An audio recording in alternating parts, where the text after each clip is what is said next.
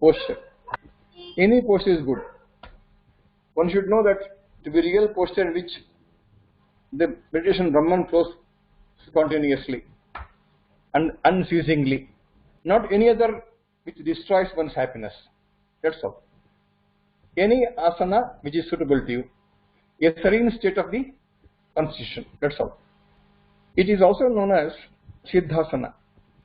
Siddhasana is not Siddhasana referred in the yogic text.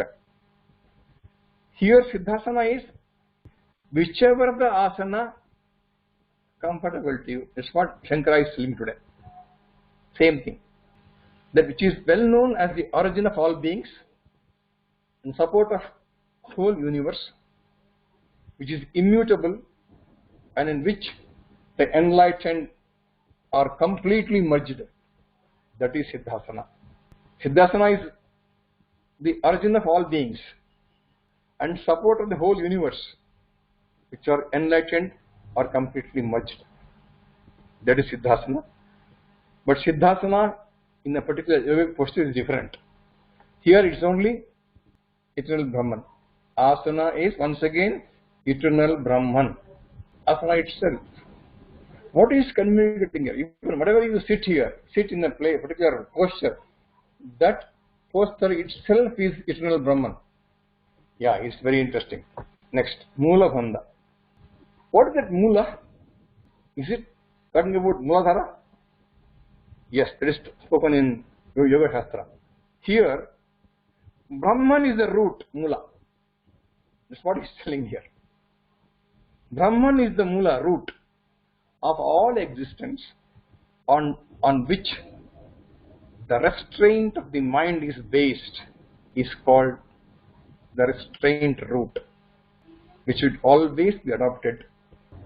Mula is Brahman, on which the restraint of the mind is based, is called the restraining the root, which should always be adopted. It is through complete merge in Brahman that the mind is truly restrained. Mula Bandha is that.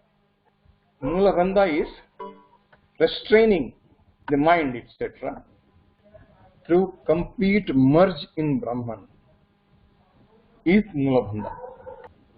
When you restrain your mind, our mind, then it is through complete merge in Brahman that the mind is truly restrained. And this is Mula Bandha is another meaning in Yoga Shastra. And then Deha Samya. That is equilibrium, balance, etc. Deha Samya is maintain equilibrium, balance, evenness of the limbs. Absorption in the uniform Brahman is the equilibrium. Otherwise, it is not the meaning the body like that of a dried up tree, equal, just straight, balancing it. No, that is not Deha Samya. It is the absorption of the uniform Brahman, converting the ordinary vision into one of the knowledge. One should view the world as Brahman itself. That is Deha Samya. There is a noblest vision, and not that which is directed to the tip of the nose. Very interesting. It is said that while seated for meditation, one is to gaze on the tip of the nose, right? It is in Gita, 6th chapter, 13th shloka. Samam kaya shiro grivam Arayan chalatiraha sampreksha nasika grasvam dishaschanavalokayan. Here he says, Krishna, you gaze at your tip of the nose. Here Shankara says, but don't take it too literally. As in that case, the mind will think not of Atman, but of the nose.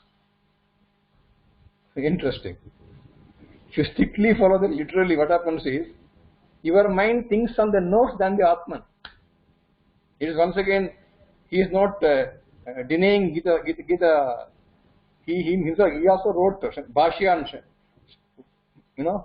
Gita. He is not denying it. But what he said is, don't take it literally, my dear. If you do that, what happens is, literally, you consider only on nose, not the Brahman.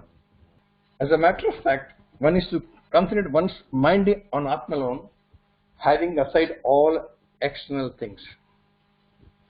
That's why the meditation of Atman is emphasized, and mere gazing on the tip of the nose